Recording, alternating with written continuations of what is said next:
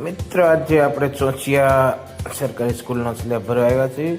એમાં મિત્ર શું હોય કે સરકારી કામ હોય ને તો આ રીતના એક બોક્સ માલના ભરતા હોય છે, જે અમારે એને ભરી આપવાના રહે છે.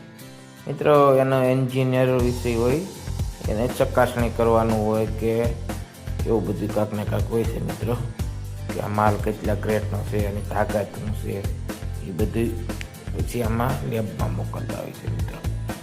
એ માટે આ રીતના ચાલુ કામે જે માલ વાપરાણો હોય એના બોક્સ ભરતા હોય છે.